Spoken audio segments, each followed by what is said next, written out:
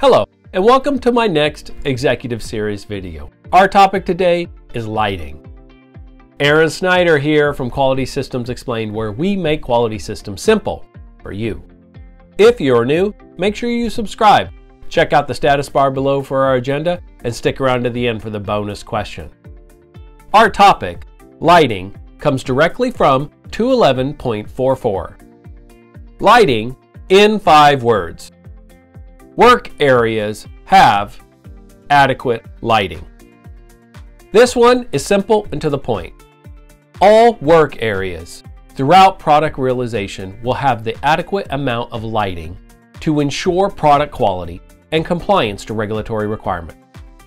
Some drug products may be light sensitive, and light may damage those products. In those instances, the lighting shall be controlled to prevent any adverse effect of that lighting on the product itself. Light is also very important to particle detection and any manual inspection processes. The amount of light used during the manufacturing process when you have manual inspection for particles has to be defined and controlled. There are also other requirements which can be identified through the FDA guidance documents, one of those being the different color backgrounds used when you are inspecting the product for particles. So how do I know this is working? First, the amount of light needed throughout product realization is understood and controlled by the drug manufacturer. Second, if my drug product is light sensitive, I control that lighting and I prevent any adverse effect to my drug product from the light throughout the manufacturing, packing, holding, testing, and in storage of my drug product. And then finally, if I have visual inspection processes that require certain levels of light, those light levels are defined, the light is controlled, and that is in place when my inspection processes take place. How do I know it's not working? Well, first, I haven't considered lighting and its effects on my product, and it's not defined and controlled within the manufacturing environment.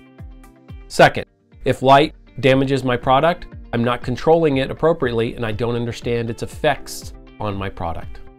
And then finally, if I have a visual inspection process, I haven't defined the needed level of light to ensure that my visual inspection process for particles is effective. And now for the 3 bonus questions. Do we manufacture any light-sensitive pharmaceutical products? Second, how do we define and control the light within the manufacturing environment for our facility? And then finally, do we have any manual visual inspection processes for particles? If yes, how do we document and control the amount of light needed for those inspection processes? Thank you for watching. Please like, subscribe, share, and comment. Send any questions to me at qms.jedi@gmail.com.